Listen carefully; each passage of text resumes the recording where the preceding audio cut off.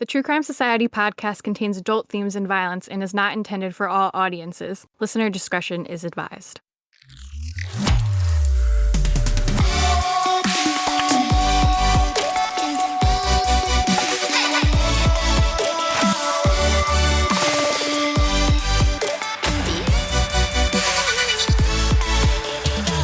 What's up, guys? Welcome to another episode of the True Crime Society podcast with Stephanie and Olivia. It is February 16th, and we are back. We were not really off for a bit, but we double recorded like 2 weeks ago, so it's been a long time. Yeah, it does feel. Even when I got on the computer today, I literally haven't been on this computer since then. So all the notes from the last episode and everything was still up. When I was setting up my microphone and everything I do, I was like, I don't even know how to do this anymore. It's crazy, isn't it? How quickly we forget. Yeah, but we figured it out. So we're just gonna jump right in with what we had for breakfast. I know people are dying to know. I didn't have breakfast. I mean, I had some coffee. I can't believe we didn't have breakfast in preparation for talking about it. I know. Actually, I had a Reese's peanut butter cup like way too early in the morning. At least you gave me some sugar and energy for the day. Yeah, I need it. What about you? Have you had breakfast yet? Well, I actually had an appropriate breakfast to talk about, I guess. Oh. I had a Vegemite and cheese wrap. So I know I don't even know if Australian. You guys very on brand for talking about on the podcast. But I don't know if all the Americans know what Vegemite is, and it absolutely sounds the most revolting thing you could ever eat. But it's a thick black. It looks gross. Very dark brown. It's actually called a yeast spread, which sounds disgusting. Worse. I know, but it's delicious. It's a very Aussie thing. Like, my kids take a Vegemite sandwich to school every single day. If you spread it very thinly, it's just very salty. Like, some people even have Vegemite toast with avocado. It's basically just like a savory. I don't even really know if you guys have anything similar to liken it to. I know the UK, they have Marmite, which is similar. It's just this, I don't know. It sounds disgusting, but if you ever get the chance, you should try it. It's delicious, especially on toast with tons and tons of butter, which is not healthy, but it's delicious. When you come for the wedding, you should bring some so we could taste it. I actually heard an interview with Margot Robbie the other day, and she said that you can get Vegemite there, but I will bring some when I come. Yeah, I've never seen it. I don't know where, but yeah, I will. And you can even get it like in little travel tubes and things like that. So even when we went to LA last year, we stayed at a hotel that a lot of Aussies stayed at, and one of their kind of features is they have Vegemite for breakfast. So it's a very, very Aussie staple. The jars you buy are enormous. Like, a jar will probably last us all year just because it's so big.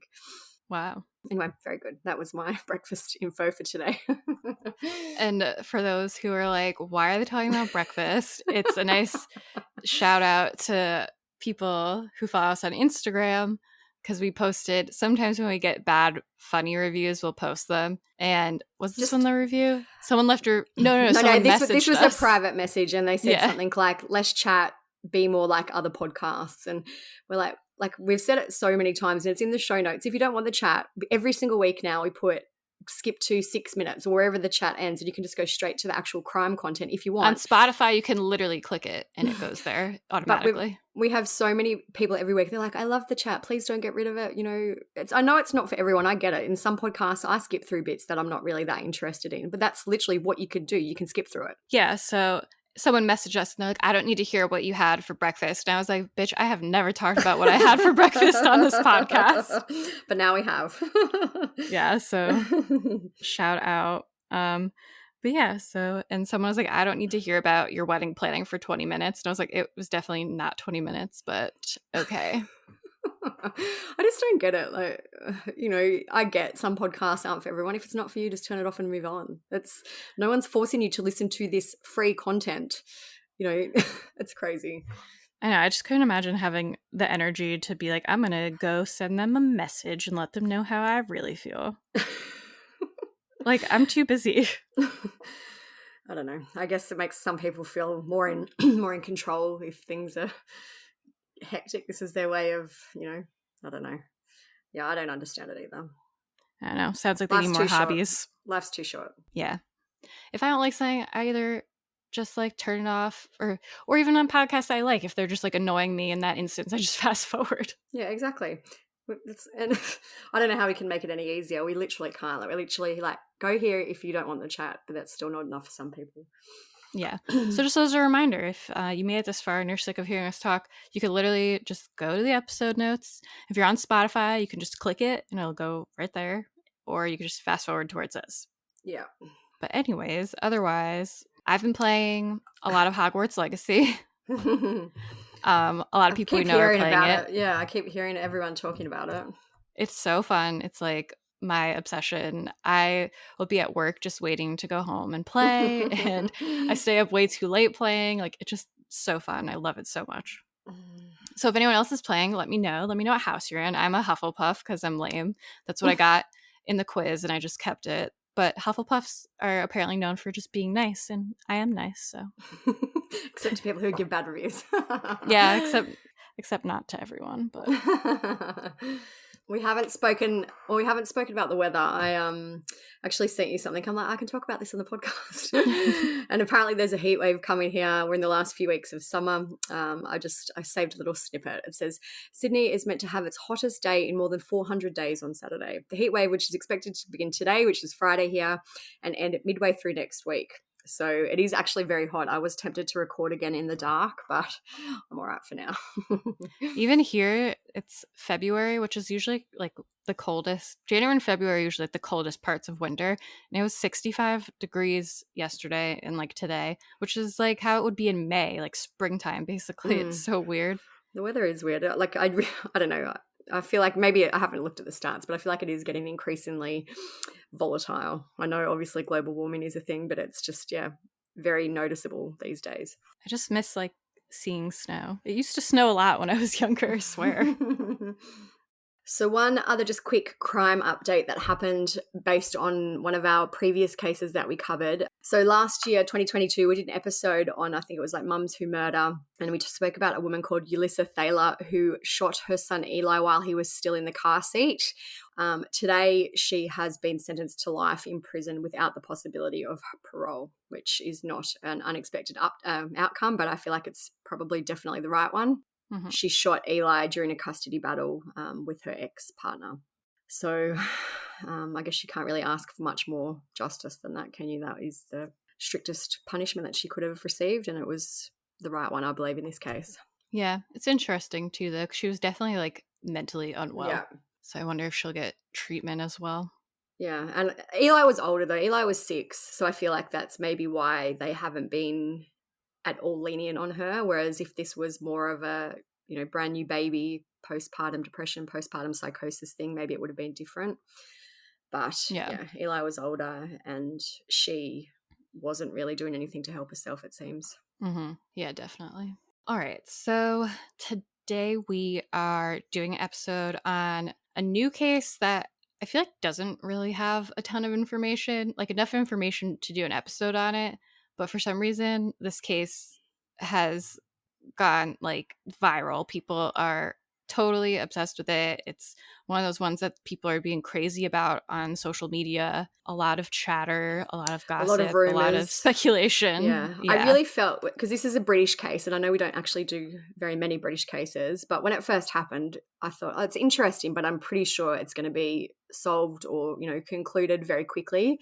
But we're now at 3 weeks and it's still ongoing. Now that I've said that, it'll probably be solved tomorrow, but I know. Yeah, it's a very I was talking to Stephanie about it this morning, and I feel like there isn't a lot of info, but there are some kind of mysterious things that have happened in this case, which is why I feel like it's grabbed everyone's attention more so than just another missing persons case. Yeah, and it's the case of Nicola Bulley. Didn't say her name yet, but I mean, it's in the episode title, so I'm assuming everyone knows. But yeah, it's very like unsolved mysteries, like something you'd see on there, especially if it doesn't get solved anytime soon. Yeah, it's an interesting one. Yeah, I feel like a lot of people, obviously people who follow us and are like involved in true crime online have heard about it, but like it hasn't been in the news or anything at all here, so it might be one not even a lot of people know about. It's been in the news a lot here, but I do feel like we get a lot of British news. You're more like UK. Yeah, we're like the UK's little sister. So I've had even a friend I go to the gym with, she's like, are you going to do it? You got to do this case. So I actually sent her my notes the other day for her to have a look at. But yeah, so it's getting I would say a modest amount of attention. Some people who follow true crime would know it here. All right, so we'll get into it. This is Nicola Bulley leaving home on the day she vanished, setting off on the school run, putting her spaniel Willow in the boot. Her family today released these pictures to show exactly what she was wearing. For days, police have been searching for any trace of the mother of 2 young girls. Today was no different. What did seem very obvious was the large number of other people out too. This is the bench where Nikki's mobile phone was found a week last Friday. Today is dry, it's sunny, and the number of people out along here is extraordinary. There are dozens and dozens of people along this stretch, along the other stretches as well, all walking the riverside paths to try and assist in the search. I mean, I know if she went missing in the same way, I would be expecting people to go looking. Do you understand what I mean? I would really want there to be a search party. If it was myself or my eldest, we both take the dogs out on our own, if it was one of us that was in that situation, I'd hope the community did the same thing for us as well. And I just feel like everybody should be doing their part. She disappeared without trace. Police believe she accidentally fell in the River Wyre, but it's the not knowing for sure which is keeping people looking. So, like we were saying, she's probably been missing going on like 3 weeks right now. When this comes out, if she's still not found, it'll be 4 weeks. Like 4-ish weeks. If she is found or anything by the time this comes out, we'll put in a clip at the end. Unless it's like crazy, we'll do an update. We'll add an update or something. All right, so Nicola is a 45-year-old woman from Lancashire in England, and her family said that her nickname is Nikki. Her parents are Ernest and Dot, and she has a sister named Louise. She was born in Essex, but moved to Lancashire around 25 years ago, and her partner is Paul Ansell. They met 12 years ago after Nicola's first marriage fell apart, and they have 2 daughters together, Harriet, aged 9, and Sophia, aged 6. Nicola posted a lot on social media. Just weeks before she vanished, the family went on a vacation to Center Parcs. I was just going to say, I don't know if you guys know what Center Parcs is, but basically It's like a chain of kind of holiday parks in the UK where you go and they're geared towards families. They have some of them have water parks. It's basically not a place where you would generally go as a couple. You would go there if you had kids, and it's geared a lot towards kids, noisy, lots of activities, those type of things. Kind of like, I know what you have, is it the Wolf water park things that you have there? What's it? Yeah. Yeah, I don't know what it's called. Great Wolf Lodge. Yes, something like yes, something like kind of along those lines. Yeah, and there's another one that starts with a K that I can't think of. Well, sounds like a fun trip for them. Yeah. Fun for the kids. So she posted some pics of Elf on a Shelf antics from their holiday on December 4th, 2022. She posted those elves. They were squirting some ketchup and mayonnaise, and they drew a Santa Claus. Very cute, very creative. Just as one other thing, I've got some of those screenshots from her social media on the blog, but when I went on there yesterday just to have another look, everything's gone. So if you go to her Facebook now, pretty much everything's private or it's been removed. So if you want to have a look at some of the previous social media posts, that I'm glad we got screenshots, they're on the blog. Always screenshot. We've learned all these years. So she was working as a self-employed mortgage and protection advisor at the time that she disappeared. And the family also has a Springer Spaniel dog named Willow, which might seem like a random fact, but it does matter. So the day she disappeared was January 27, 2023, which was a Friday. And there's a pretty comprehensive timeline of her last confirmed movements that we'll go through. So she left home at 8:26 a.m. and she dropped the kids off at school. She had a chat with another parent for around 15 minutes. And at 8:43, she went for a walk on a path by River Wyre. Why, yeah. I have read too that she actually drove the kids to school and left the car there and went on the walk from there. So I feel like this is a small little village. If you go on Google Street View, you can really kind of get a feel of the area. But the routine was that she drove to the school, left the car there, and then went for a walk around the area. Yeah. And there's some pictures of the river on the blog. It really looks like a lame river, but I guess it could be. I saw people saying it's deceiving and it might have like a strong current, but it doesn't look very deep or wide. It's a really long river. Like I think it's 28 kilometers or something like that, which is maybe it's 45 kilometers and 28 miles or something like that. So it's very long, but the bit that she walked across looks more like a stream. Like it's not very wide. And I've even seen some comments that say it was around 2 feet deep near where she was walking. But then I've also seen other comments that say for some reason it was deeper. But from the pictures, where she was walking does not look treacherous at all. I know the river does get bigger and wider and it does eventually go out to the sea, but where the bits where she was doesn't look like that. Yeah, but again, we don't really know. We've never been there, so if anyone's like gonna be mad and be like, "No, that's a terrible river," I'm just going off pictures. There's a group member of ours, Samantha, and she gave me a lot of info for this. She had a lot of screenshots that have since been deleted and removed from the internet. And I said to her, "Is that really what the river is like?" And she said yes. So the river in that area is like that. I've put a video on the blog too if you want to go and check it out. It's not a raging river at that. No, like there's no rapids or anything. There's a dog in it in this one picture. There's some cows grazing by it in another picture. Yeah, and it's very narrow. Like it looks like, I would guess, 2 meters wide, maybe 3 meters. Like, and at some bits it's even narrower. So it's not a wide river that, you know, you could swim across. You could literally walk across it if it was shallow in 30 seconds, probably not even that. Yeah. So this was a regular route for her. She would walk it regularly, and on average, it would take her about 30 minutes to complete the loop and then return to her car, which her family says she parked in the same spot about 1,000 times over through the years. In November 2022, she made a social media post from the same spot. You could see the little river in the background, and she's wearing a winter hat and a winter coat and smiling, and says, "Very foggy, cold. Walk this morning, not a day to forget your gloves. Bit spooky too. Set me up for the day though, and Willow had the best time." It looks like a bit foggy. You can't really see in the background. Like you can tell it would have been freezing cold. It's, yeah, that's what she means by spooky. If you're wondering why she said it was spooky. Yeah, it's just foggy. There's nothing really menacing about it.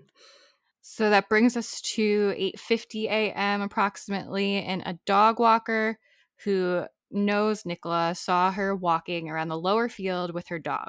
Their two dogs interacted briefly before the witness left the field via the river path. So 8:53 a.m., Nicola sent an email to her boss, and at 9:01, she logged into a Teams call and she had her camera off and audio muted, which I've seen some people say they thought that was weird, but I don't think that's weird because sometimes in meetings you just have to listen. Yeah, maybe it was like an end of week wrap up or something because it was a Friday and it's literally just, you know, if she had no input, why else would you need to have your things on? I don't think it's unusual. I always, even in a meeting like that, I always mute myself unless I really want to say something. Contribute. So yeah. So around 9:10 a.m. now, another witness, somebody who knows her, saw her on the upper field walking Willow. At 9:30, the team's call ended, but Nicola stayed logged on. And then just 5 minutes later, approximately 9:35, Nicola's cell phone was found by another dog walker on a bench by the river. Willow was also nearby.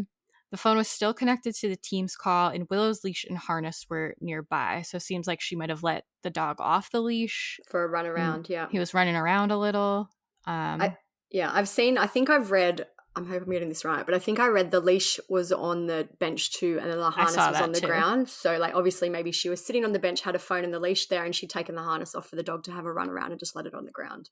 Yeah. So we read that the dog walker recognized Willow because I'm sure just all these people probably regularly walk their dogs around there, but they weren't sure who the owner was. So this person called her daughter, who knew that the dog belonged to Nicola, and they called her partner, Paul, to let him know the situation. And it seems like that was around 10:50 a.m. So it seems like it's a very small town where like everyone kind of knows each other and their dogs. Yeah. So Paul, her husband, he said, "I got a call from the school regarding somebody who had found Willow. Nikki's phone and the dog lead and harness were on the bench. We take the kids to school and take the dog down there, either myself or Nikki, nearly every day." How are you coping? It must be so difficult. Like you say, your focus is on the girls, and it has to be. But yeah. it must be so difficult. I don't know how I'm coping. I don't even want to actually think about that. Just focus. Just like I say, it's just about the girls. That's it. I'm there for them. I don't want to really elaborate on that. I don't want to take my eye off that. It must be heartwarming to see the public response. Hundreds of people trying to help. It's amazing. It is. Right now, it's the only thing that we can take is, that level of support is out of this world. It gives us a great amount of comfort. When no trace of Nicola could be found, the police started searching for her that day. It was confirmed quickly that Willow was dry when she was found, indicating that she hadn't gone into the river, the dog, and also that Nicola knew how to swim. So, yeah, some of the early theories was that maybe the dog had got in trouble and Nicola then got in trouble trying to rescue her. The dog had fallen into the river, but it seems like that probably wasn't the case. Yeah, and I saw some people being like, oh, the dog could have just been dry by then, but it wasn't that long. The dog would have definitely still been wet. And it's the middle of winter there, so it would have been freezing cold. Yeah, not like a hot, sunny day. Yeah, like where it would have dried in 15 minutes. It would still have some signs of wet if it had gone in the river. Yeah. So her family have said that she was in good spirits at the time. She had recently secured a new client at work and was excited about that. She'd spoken to her sister the night before she disappeared about a spa visit they had coming up, and they discussed what treatments they were going to get. So the following day, on January 28th, Lancashire Constable... Constabulary. You could just say Lancashire Police if you want. That's easier. It's just what they call the police force there. Constabulary. Lancashire... Just say police. No, I'm going to say it. Lancashire Constabulary started using drones, helicopters, and police search dogs to search for Nicola. A mountain search and rescue team, as well as an underwater search team, were also engaged. There was a seemingly abandoned house in the area that was also searched to no avail. I've also seen in terms of that house that the house wasn't actually abandoned, but the person who had lived there had just died recently, so no one was living there. So it essentially isn't abandoned. It's just empty at the moment. Vacant. Yeah. On January 29th, local residents held a meeting at the village hall around 10:30 a.m. to organize some searches, one in the morning and one in the afternoon. Over 100 people turned up to help, including Nicola's partner, Paul. Police urged volunteers to exercise caution, describing the river and its banks as extremely dangerous and saying that activity in these areas presented a genuine risk to the public. Volunteer searchers were told to move upriver while professionals moved downstream. And again, there was no trace of her. I mean, I'm not surprised, but it's interesting that the police actually agreed to let all these volunteers search the actual river area. Yeah, especially if they're saying it was dangerous. And contaminating evidence if there was evidence. I feel like in most cases in the US especially, they're like, no, leave it to us. And they would, some volunteers search another area just in case, to clear an area rather than the actual or after, they search first and then... Yeah. On January 30th, Superintendent Sally Riley from Lancashire Constabulary said police were keeping a really open mind about what could have happened. They said at this point they were not treating her disappearance as suspicious and that there were no signs of foul play. The superintendent also said there was no evidence of any criminal activity or that Nicola had been attacked. January 31st, police spoke to a witness who had also been walking his dog in the area at the time, and he's understood to have lived locally and been a regular on the route, but he had not seen Nicola on the day that she vanished. Her family released a statement saying that they had been overwhelmed by the support in their community and that her daughters were desperate to have their mummy back home safe. On February 1st, her parents spoke to the media about the horrific situation. Her father said, "We just dread to think we'll never see her again. If the worst came to the worst and she was never found, how will we deal with that for the rest of our lives?" They said they had urged the police to reconsider whether Nicola may have been abducted or attacked, but were told that this was unlikely. Only for you, what's the last week been like as a father? It's been very difficult. As from last Friday morning to date, it's just been so painful. We're such a close-knit family. We talk to each other, both our children, Louise and Nicola, and the children every day. There's not a day goes by without talking to them. And this has just emptied our lives at the minute. We just feel so empty. We appreciate everything that everyone's doing to find her. The police have been brilliant. The local community has been outstanding. And it's just comforting from that point of view. But at the end of the day, we just want her back. On that point, the community spirit has been unbelievable in a very small village. How much has that helped you, knowing that people have come from far and wide to help look for your daughter? Massive. It's been massive. We've really appreciated it, and everyone that's been involved doing the sweep search of the fields, etc. It's just given us hope that someone might find something that could give us that little clue to what might have happened.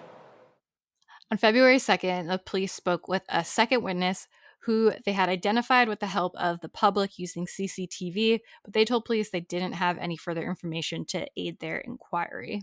Police kept searching the water and the area where Nicola's phone was found, and her family were interviewed on TV with her sister, appealing for anyone with information to come forward and get my sister back. On February 3rd, police confirmed that their main theory was that she had fallen into the water.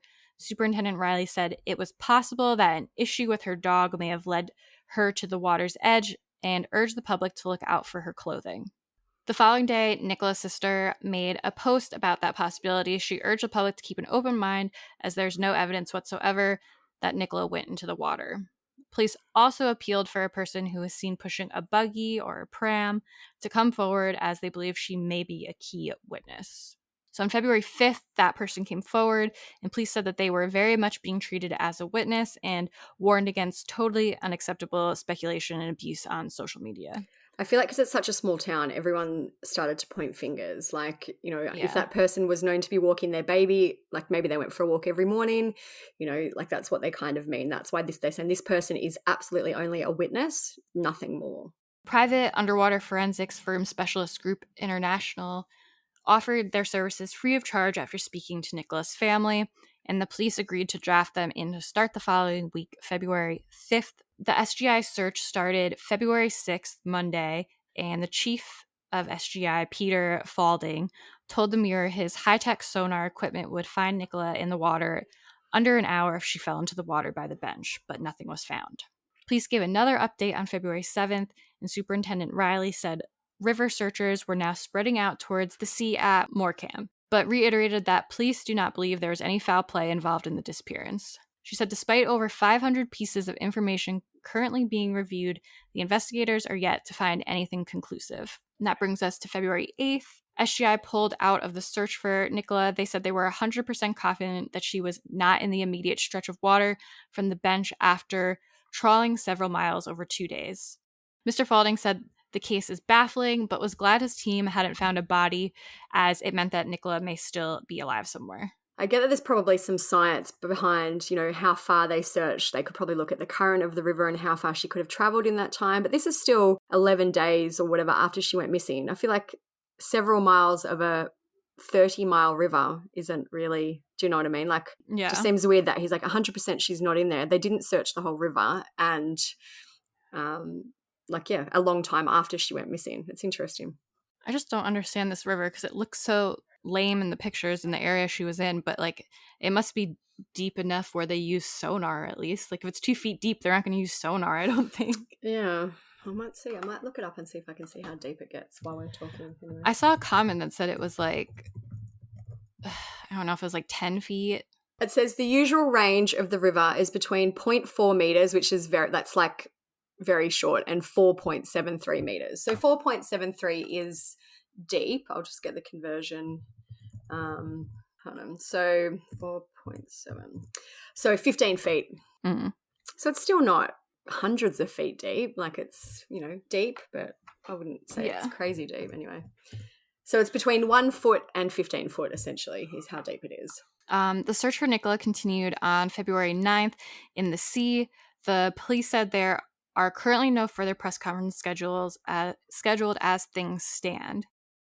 An article about a, quote, tatty red van in the area came out on that day as well.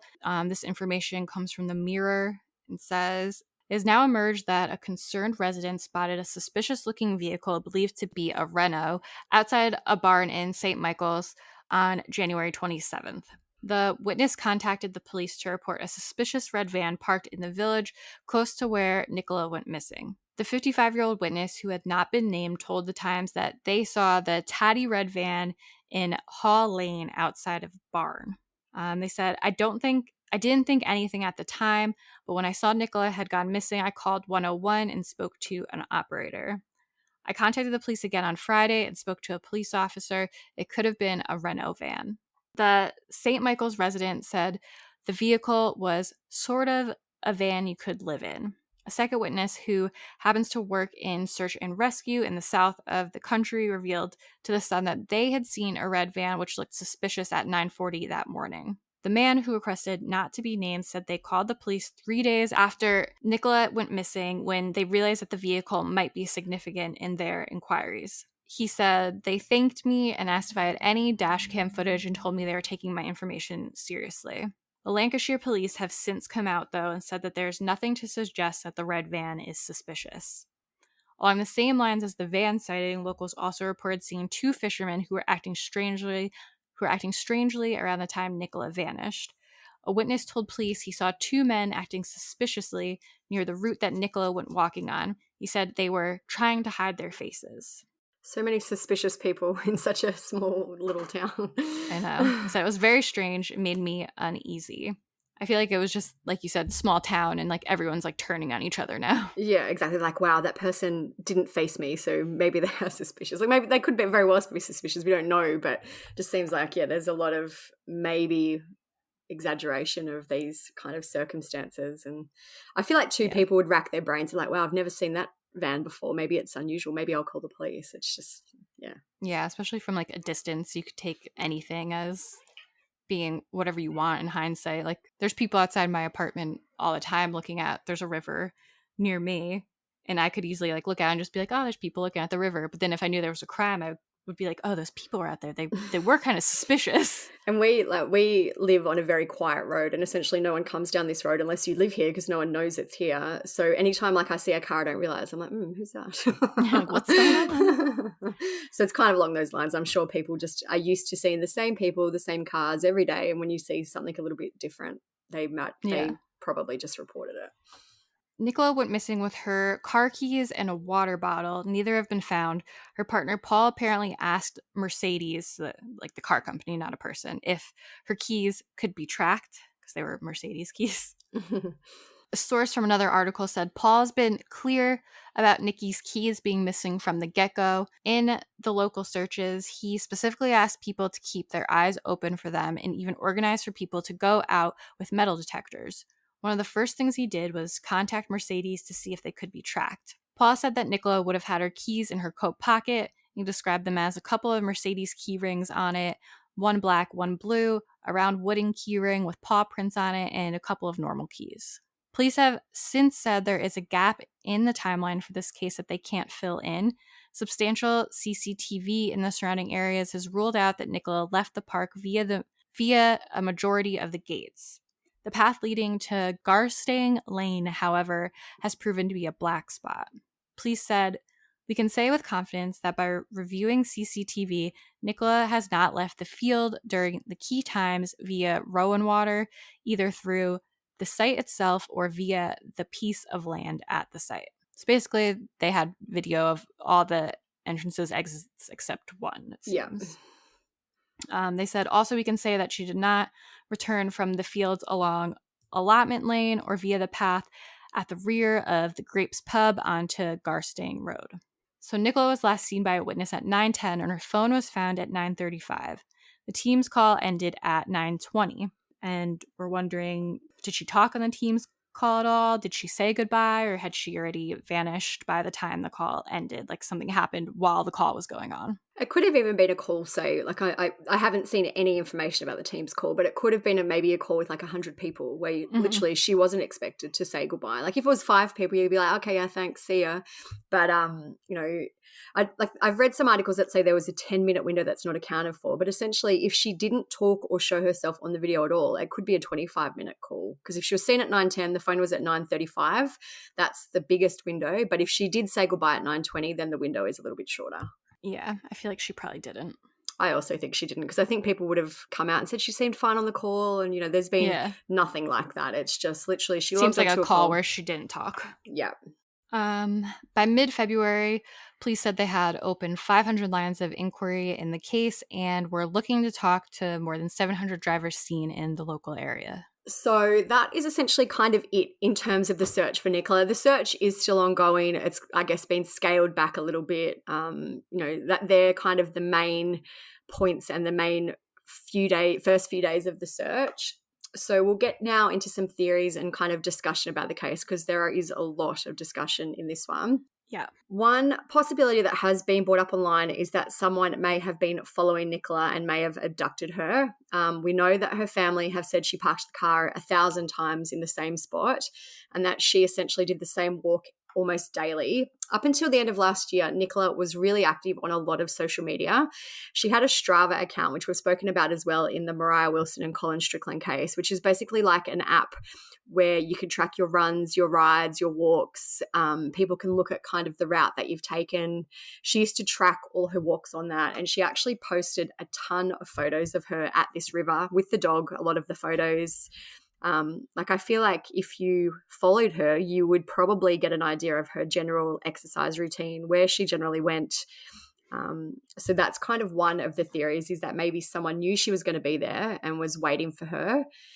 She did have 3 Strava accounts for some reason. She was very active on them up until November 2022, when she suddenly stopped posting. And I wonder why that is. Did she feel a little bit uneasy? The same seems to have been kind of for her Facebook page. She has 2 Facebook pages, one for her mortgage business and one for her personal use. On the personal one, she posted a lot up until last year, when she hardly posted at all. But one of her friends has said that's when she turned everything private. It could just be a coincidence. Maybe she decided her kids are getting older and, she wanted privacy. But I just wonder if it seems like everything kind of stopped around the same time. But I now have another theory about why that may have also happened. So we'll get into that too. But it's interesting that they all seem to kind of cease at the same time. Yeah. There's been a lot of chat that there was one guy who followed all 3 Strava accounts, and apparently that's the only one who did follow all 3. So, people are pointing fingers at him. I know a lot of people think it could be an abduction, but I just feel like it seems like there's so many people regularly in that area that basically saw her in 10-minute intervals before she was abducted. Yeah. That such a short window. If she was abducted, wouldn't someone have heard or seen her? And the person who abducted her would have had to drag her off somewhere to the car, because it was just like a field with a river. It doesn't look like there's a roadway, for example, nearby. He couldn't drive up and literally shove her into the car without being seen, you would think. I agree. I feel like it's a very short window for someone to be able to abduct a grown woman without probably the use of a vehicle until, a little bit away. Yeah, because it was like someone saw her at 9:10, and then someone found her phone at 9:35. So those people would have been walking around in this seemingly pretty open field and been in the area. And I'm pretty sure she was still walking at 9:10 as well. So that tells me she was, and then the call ended at 9:20. So it tells me that probably in that 10 minutes is where she sat down, and maybe something happened to her just before the team's call ended, which is why she never disconnected from it. Yeah. So on Nicola's mortgage Facebook profile, I don't really want to get into gossip, but this is kind of an interesting side story. There is a man on there who has liked every single photo of herself that she posted. She posted a bunch of mortgage, information. He didn't like those. He only liked the photos that she posted of herself. We won't put his name out. We'll just call him T, the initial T. If you go on her Facebook, unless they've taken it down now since yesterday when they went through and kind of cleared everything, all his stuff was still on there. There's people questioning him on there. But just kind of as an interesting side note, a man with the same name as this guy had a fiancée in 2001 who went missing in Essex, which is where Nicola was originally from. That fiancée was also named Nicola. Her name was Nicola Ray. This info is from the Echo News. It says, Nicola, a mum of 2, disappeared without a trace following a night out with friends in the early hours of May 2nd, 2000. And it talks about how her case had become one of the most well-known and saddest unsolved cases. So as of today, 2023, she's still missing, I believe. She went missing in 2000, not 2001.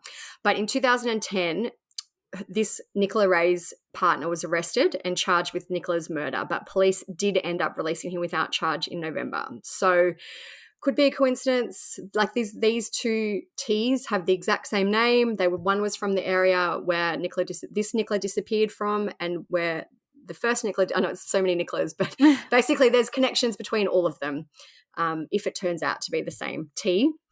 And interestingly, this T also made a post about Nicola Bulley being missing on February 4, and he wrote that she would be sadly missed, which is interesting for someone who is still missing. Yeah. So this is all public record. It's all documented. He just, like, the post is about the search, and it just says, some of it's cut off. It says, Nicola Bulley will be sadly missed by all those who knew her and those fortunate enough to meet her. So it seems unusual. So that's kind of another along the lines of abduction. That's, I don't know. It's just there's so much chatter about this guy. I thought I'd just pop it in generally. I feel like it probably nothing will come of that, but I just thought I'd pop it in so people aren't like, why didn't you talk about this?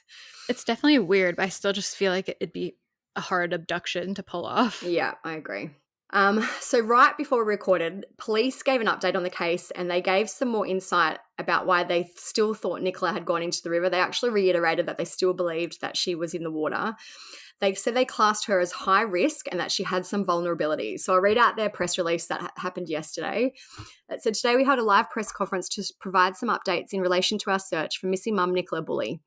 We described how Nicola had some vulnerabilities at the time she went missing, and we just wanted to expand on that a little. It's really unusual for us to go into this level of detail about someone's private life, but we felt it was important to clarify what we meant when we talked about vulnerabilities to avoid any further speculation or misinterpretation. Sadly, it is clear from speaking to Paul and the family that Nicola had in the past suffered from some significant issues with alcohol, which were brought on by her ongoing struggles with menopause, and that these struggles had resurfaced over recent months. This caused some real challenges for Paul and the family. As a result of those issues, a response car staffed by both police and health professionals attended a report of concerns for welfare at Nicola's home on January 10.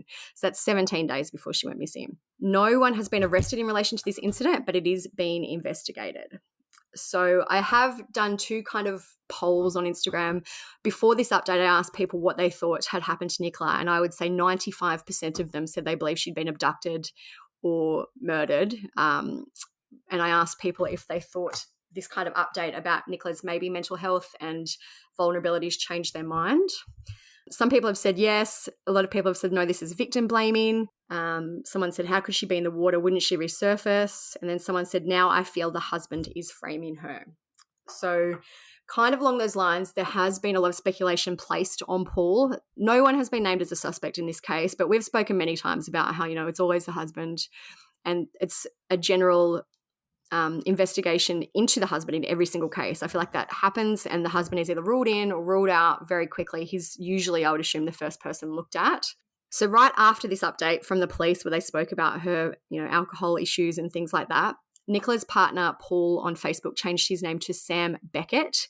If you're not sure who Sam Beckett is, he's a character from the show Quantum Leap. This is a bit of synopsis about it. It says, did Sam Beckett ever make it home? Although Sam wanted to go home, he instead chose to return and inform Beth that Al was still alive. The final caption of the show tells the audience that in the end, Sam never returned home. So it's like a weird, why would he pick that name? I don't know what's going on. Yeah. But it's just very mysterious. People have been absolutely pointing the finger at him. If you Google Paul Ansell, which his name is out there in relation to the case, he's done a lot of interviews, but there's also a lot of criticism and speculation. For example, when he was asked what Nicola was wearing, he knew the brand of every single thing she was wearing. He was like, her gumboots are from Next, which is a store over there. People are like, what husband knows that? What husband would know the brand of all the clothing labels that she was wearing? It seems like it was almost prepared is what people are insinuating. I don't know. I feel like this is the one case where I really don't think he's involved, probably. Yeah, there's also, again, I'm not getting into gossip. This will be the last gossipy thing that I want to mention. But there was a GoFundMe that one of Nicola's friends put on for Nicola for the case, and it was, I can't remember the exact figures, but let's just say it started at £100,000, then she reduced it to £50,000, then it was £5,000, and then she took it down totally because of all the backlash that she got. And people have speculated that, she's involved. It's just in every single case, even when we talk about, the Moscow murders, it's always the people who are close that are going to be looked at. We have no reason to believe it's Paul. Police have said that he was working at home at the time, I believe, that she disappeared. So I'm sure they've looked into that. But it's just out there kind of as one of the theories. And until she's found, I guess it will remain one of the theories. I just feel like it'd be easy for them to tell if he was there or at home or where he was. With all, like, we learned so much from the Moscow case with how well they can track stuff, like your phone. They could track the car. They had cameras at every entrance there except one, and I doubt that Paul would have known that this one, like, didn't have camera activity on it. I just feel like they would have been able to easily prove if he was there or not. And I don't know. I think him knowing where her clothes are from isn't like that weird. Like, maybe he bought them for her. Maybe he just knows where. Maybe he was I feel with like her Mike when would she know bought where them. I got some of my clothes. Yeah, and like, you know, she was wearing a winter coat. Like, I feel like most people don't have a lot of winter coats. It's not like she was wearing a t-shirt that she had 20 t-shirts. She probably had a couple of winter coats, if that. It's like, yeah, it's unusual, but I don't think it's a sign of guilt necessarily. Yeah, I don't know. This is just one of those cases where people are just like behaving unhinged online. And I do feel too that after this kind of announcement about her having health issues and her having addiction issues, maybe people have turned even more so on Paul, because like maybe he wanted to get rid of her, or maybe she didn't actually have these issues at all. Maybe he's telling the police that in kind of an effort to cover up whatever has happened. It just seems like a lot of jumping to conclusions. It's like it makes me feel embarrassed.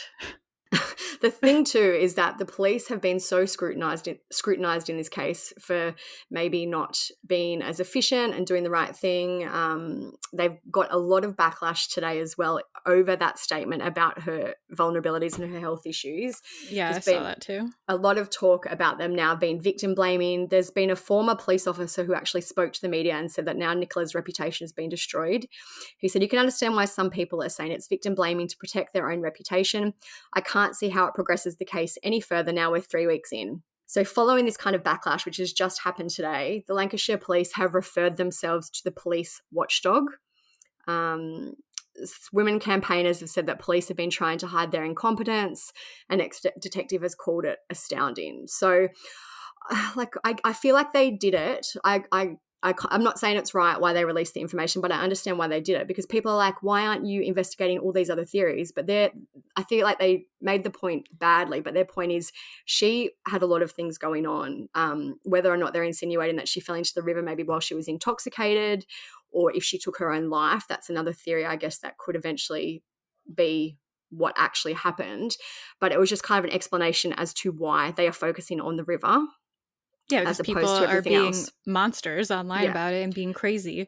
It's like the same with Moscow again. Like, people were just like shitting on the police constantly, being like, they're dumb, they don't know anything. But really, they just can't say. And then when the info came out, they're like, wow, applause to the police. Amazing. Great job. And it turned out y'all that were roasted them 2 weeks ago. It turns out that the police knew they pretty much very soon after the murders, that they knew exactly what was going on. They just had to get all their ducks in a row.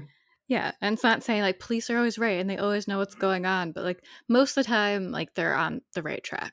And I feel like too, in a lot of missing person cases, police will say something similar, probably just not with as more detail. Like, that's why even in the US there's silver alerts, because that's like, there was one today that I've posted on the Instagram for someone who I think was 36, and they're like, why is that a silver alert? And I said, sometimes silver alert are for vulnerable people, and vulnerable generally means like a mental health, a health issue, something going on where they aren't able to essentially care for themselves. Yeah, like, I wasn't offended by the statement they put out. I feel like I've seen statements similar before, and I feel like it's also because at this point they're probably assuming she's most likely dead. Yeah.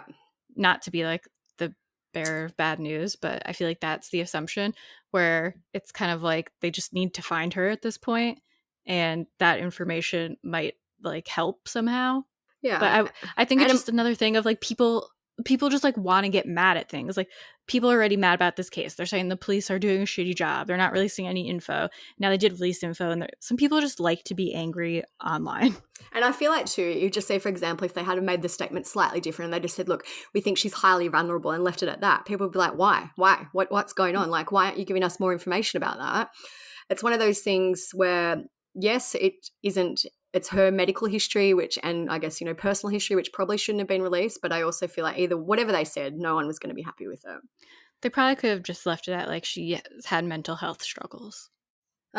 So I guess the theories that I've spoken about is abduction, or, that she was followed, maybe based on what she posted on social media. The husband could be, we don't know. I guess the other theory is that something happened to her based on her own hand. So either she ran off, she could still be alive, she could be hiding somewhere, suicide, or maybe she had an accident. Maybe if she did have this alcohol issue that they were talking about, maybe she somehow fell into the river and hit her head on a rock.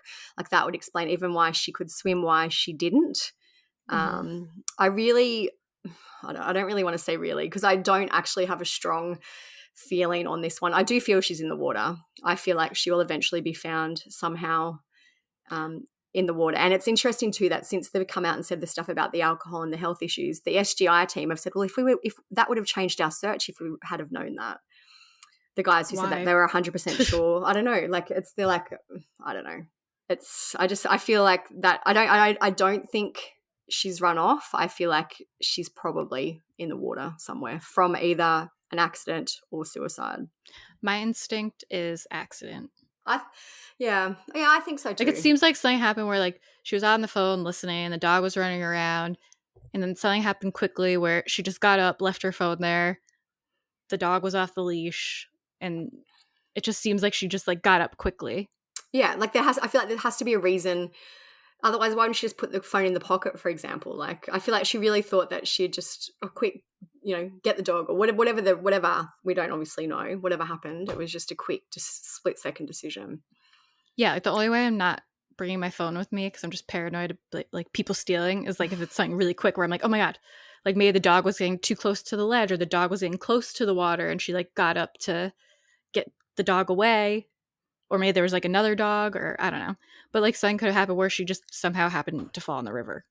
Yeah. So I feel like the most likely outcome is that she will be found in the river, but also I wouldn't be surprised if it does end up being one of these other kind of scenarios that we've spoken about. I'd be shocked if it was, like, an abduction or murder. I'd gasp. Yeah, there just seems like, too, there are a lot of shady people, but it's the same with, I know we keep talking about Moscow, but that was probably the most comprehensive one that we've spoken about lately. But in every case, there are shady people who insert themselves. Like, even on the blog today, I did a blog on this case, and I just saw there's a comment from a man saying, but no crimes happened here. And I'm like, but I haven't replied yet, but, we don't know. It's a missing person. And we don't know. It could be a crime. We have no idea. Yeah, but even like, just whether it is or not, like missing people are always just, like, true crime. Yeah, but I feel like, someone makes a comment like that and then people run with it. They're like, is he deflecting? Like, that's what's happening in this case. There's a lot of online speculation based on some shady things that people have said, people inserting themselves in the case. It's made it, I can't even imagine how these police are navigating this, because it's very, very messy. Yeah, and it's even, like, with Moscow, people might not be shady, but then people perceive them as being shady in hindsight. Like, when the girls for Moscow were at the food truck, and then one guy, after they walked off, walked literally just in the same direction as them, and then it was off camera, but all he did was walk in the same direction down the sidewalk, and people were like, oh, he followed them, but he could have literally just, like, turned left off camera and maybe that was the same direction to his house. Yeah. So just to kind of wrap up, I did find an interesting article where they asked Metropolitan Police Detective Chief Inspector Peter Kirkham some questions about the case, and I thought that they were interesting because I feel like a lot of us have the same questions. So I'll read through a few of them, but I'll put the whole thing up on the blog if you want to read every question and answer, but some of them are ridiculous, like, did they check CCTV? And you'd be like, well, yeah, you'd hope so. So these are kind of the most interesting ones. If Nicola did end up in the river, where and when would she surface, and when would it be likely that she would be spotted?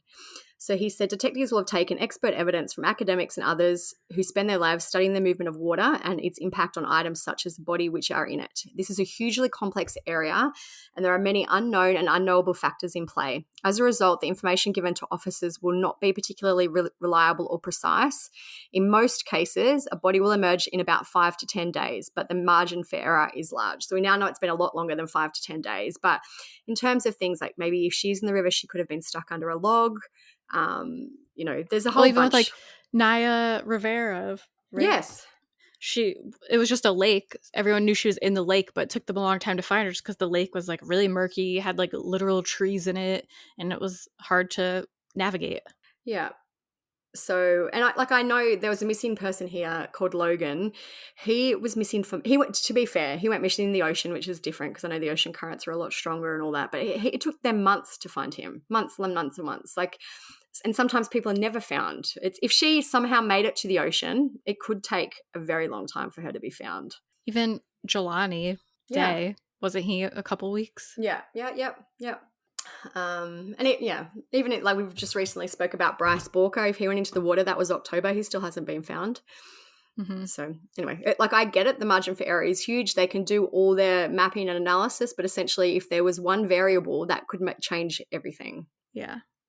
This is kind of interesting. It says, what does the location at which the dog was found tell us about when Nicola disappeared? And he said, as we know from many stories of loyal dogs staying with their owners when they have fallen ill or died, as a general rule, they won't go far. They will wait near the point where they last saw their owner. Experts in canine behaviour will be able to give an estimate of how reliable this information is. And then it says, I expect officers will conclude that Nicola disappeared near the bench where Willow was found, and Willow simply didn't see where she went, which is why she stayed in that spot. So you would think that if she was abducted, like we were mentioning, Willow would have barked and followed. Yeah, I was just thinking that. So that does kind of indicate that maybe Willow wasn't looking if Nicola fell into the water and didn't see what happened. I feel like if it was an accident, she must have hit her head and become unconscious, because otherwise surely she would have been screaming and yelling for help. But she could swim as well. So I feel like she must have been knocked unconscious somehow if she did accidentally go into the water. Yeah. The other one is, could Nicola simply have walked out of the riverside around the bench by herself? Police have said there are only 3 paths covered by CCTV, but how good is that footage? Could she have slipped out unseen? And then he said the fact that Willow was there suggests it is reasonable to conclude she didn't leave the area, but how reliable is the actual evidence? So I'm assuming he means how reliable is the actual CCTV? Does it cover absolutely every entry and exit point? She could. But it's a good point where, like, if the dog wasn't on a leash, like the dog would have just followed her if she walked out and left, or if someone came and abducted her, the dog probably would have followed to an extent, or like the abductor murderer would have like put the dog back on the leash so he couldn't follow, or killed the dog or taken the dog. Yeah, like just that the dog was in the same spot where everything was found. I do feel like that is a very good point. It indicates that maybe she didn't know where Nicola had gone. Yeah. It's interesting. So at the time of recording, which is February 16th, Nicola is still missing. Paul has said Nikki would never give up on us ever. She wouldn't give up on anybody. We're not going to ever give up on her. We're going to find her. He said there has to be a way to find out what happened. There has to be.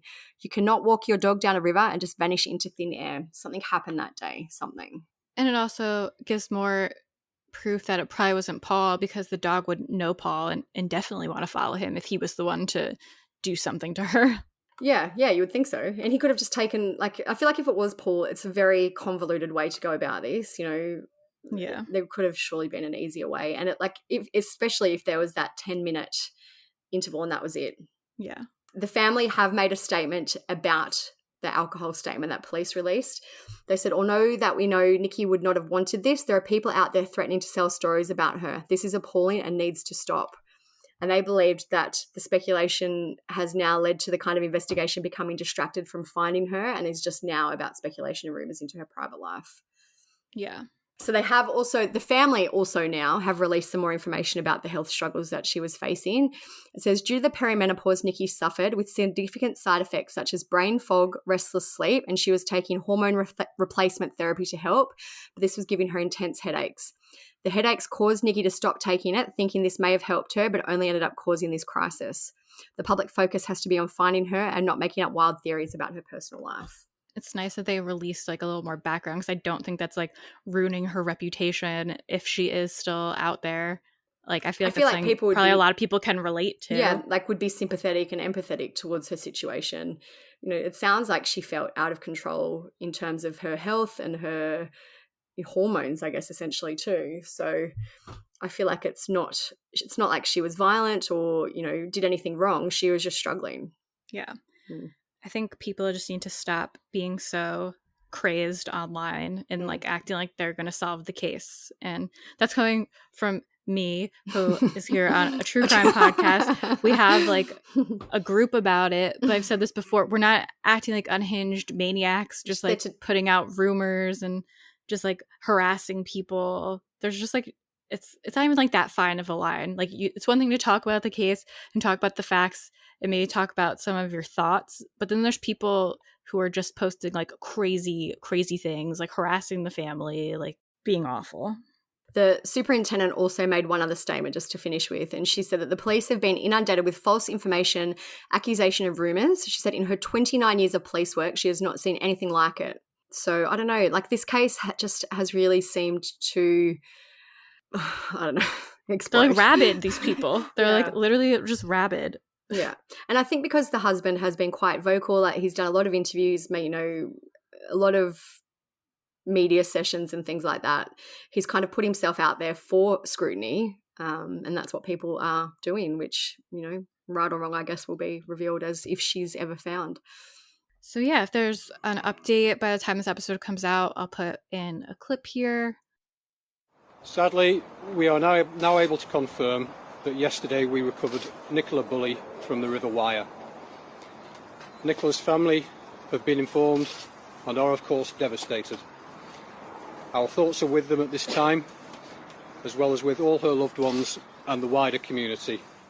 Nicola's family have asked that we release the following statement on their behalf as follows. Our family liaison officers have had to confirm our worst fears today. We will never be able to comprehend what Nikki had gone through in her last moments, and that will never leave us. We will never forget Nikki. How could we? She was the centre of our world. She was the one who made our lives so special, and nothing will cast a shadow over that. Our girls will get the support they need from the people who love them the most. And it saddens us to think that one day we will have to explain to them that the press and members of the public accuse their dad of wrongdoing, misquoted and vilified friends and family. This is absolutely appalling. They have to be held accountable. This cannot happen to another family. We tried last night to take in what we had been told in the day, only to have Sky News and ITV making contact with us directly when we expressly asked for privacy. It is shameful they have acted in this way. Leave us alone now. Finally, Nikki, you are no longer a missing person. You have been found. We can let you rest now. We love you, always have and always will. We will take it from here. If not, then all this still stands. Maybe there'll be a couple more updates between now and when this comes out. Like, well, small stuff we'll post on our Instagram, so follow us there. Our Instagram's True Crime Society. We're always posting updates there, and we'll keep the blog updated as well at truecrimesocietyblog.com. One thing too, just to add quickly before you finish off, I feel like this episode was a little bit different because we did talk about some more rumours. We tried to do it in a way that kind of addressed what was being said but didn't put people on blast, and it's just out there. Like if you Google, this is what comes up when you talk about her, and we included the rumours that are kind of the most talked about. There's a bunch of others that we didn't include, so if you really want to go down the rabbit hole and have a look, you can, but I just wanted to address that because I know we try and stay away from, you know, rumour mongering and scaremongering and things like that, but that's why we have addressed some of it in this episode.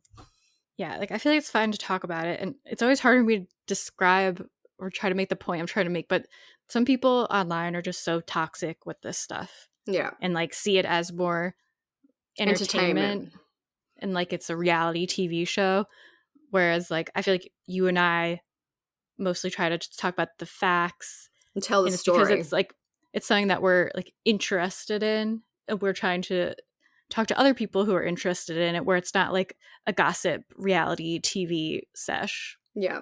I don't know. I feel like people know what I mean. It's just like hard to explain my thoughts on this. I know. I get what you're saying. Yeah. But anyways, that's it. I already said the Instagram, the blog. You can follow our personal accounts. Mine is StephSum_. Olivia's TCS Olivia. You can check out our sponsors in the episode description. It's a big help to us when you guys check out our sponsors.